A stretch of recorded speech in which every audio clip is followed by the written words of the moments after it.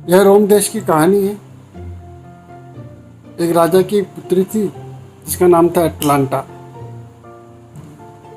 Atlanta देखने में तो सुंदर थी, परंतु वह तेज धावक भी थी और उसको खेलने कूदने का शौक था और वह बहुत तेज भागती थी। और आसपास के जितने भी शहर थे, आसपास के जितने भी गांव इत्यादि थे, उन सब में उसका कोई सानी नहीं था। अब धीरे धीरे वह पुत्री बड़ी होती रही, सुंदर तो थी। अब राजा का ध्यान गया कि मेरी बेटी अब बहुत अच्छी धावक है, बहुत बड़ी हो रही है, तो क्यों ना इसका विवाह किया जाए। और राजा ने उसका ढिंढोरा पिटवाया कि मैं अपनी बेटी का विवाह उसके साथ करूंगा जो कि मेरी बेटी को रेस में हरा सके। अब राजा के ध्यान में आया कि अगर मैंने ऐसी घोषणा की है तो हो सकता है कि बहुत से लोग आए और मेरी बेटी सुबह से शाम तक भागती ही रहे। तो उसने एक शर्त और रख दी कि इसके साथ एक शर्त और भी है कि अगर कोई व्यक्ति नहीं हरा पाया तो उसको जेल में जाना पड़ा। और इसलिए रोज का एक आध धावक आता था, वह भागता था, हार जाता था और चला जाता था। ऐसे 4-5 धावक आए और वह हार गए। एक धावक बहुत तेज था, परंतु भागने में बहुत तेज नहीं था, बुद्धि में बहुत तेज था। और उसने अपने मित्रों से कहा कि मैं भी राजा के यहाँ पर उसकी बेटी के स्वयंवर में हिस्सा लूंगा। अब वह स्वयंवर में गया और उसने छोटे छोटे अपने कमर पर बॉल लगा लिए और उन बॉल पर सोने की पॉलिश थी। कोई पॉलिश थोड़ी धूमिल थी, कोई उससे तेज थी, कोई उससे तेज थी, कोई उससे तेज थी, यानी कि हर बॉल की चमक अलग अलग थी। कोई बहुत कम चमकने वाली और एक जो अंतिम बॉल थी वह लगभग बहुत अधिक चमकने वाली, इस प्रकार की बॉल थी।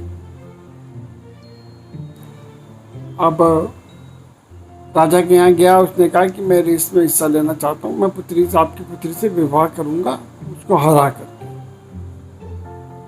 और राजा ने उसकी बात को मान लिया।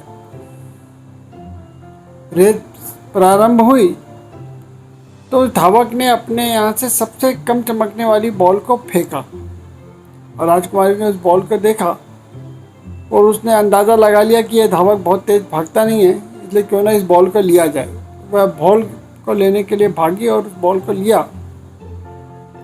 और पुनः उस धावक से आगे निकल गई। उस धावक ने थोड़ी आगे और भागने के बाद फिर दूसरी बॉल को फेंका जो उससे अधिक, पहले वाली बॉल से अधिक चमकदार थी।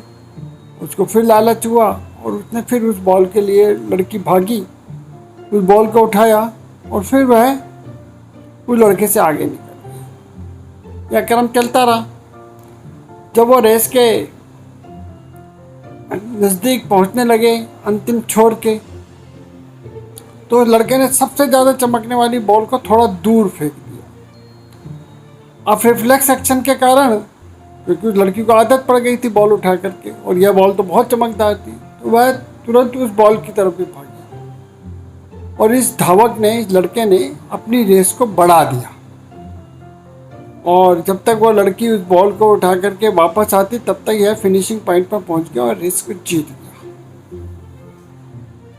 मित्रों, ऐसे ही अपने जीवन के अंदर जब हम अपने लक्ष्य की तरफ बढ़ रहे होते हैं तो रास्ते में, मार्ग पे बहुत सारे इस प्रकार की चीज़ें आती हैं जो हमें बाधाएं उत्पन्न करें, और उन बाधाओं की तरफ ध्यान न देते हुए, उन लालच की तरफ ध्यान न देते हुए यदि हमने अपने लक्ष्य प्राप्ति की ओर अग्रसर रहे तो निश्चित रूप से हम उस लक्ष्य को प्राप्त कर लेंगे, उसमें विजयी होंगे।